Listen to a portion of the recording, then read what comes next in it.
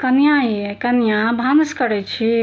हमहूँ जाइ छी भानस करै लए। ओ बाहर हल्ला सुनलिए ना तऽ निकललिए।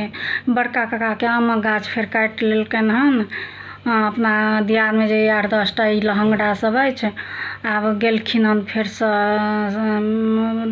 सुनलखिन हँ तऽ एलखिन हँ दिल्लीसँ। आब पंचायती बेचने छथिन। पंचायती बैसा कऽ की हेतनि, ओसब रखने हेतै, ओसब चाटि लेने हेतै कि अपन बेच कऽ चटलकै। आब हमरा अहाँके दुख दै लए लागल छै, बेचै पर लागल छै सबटा।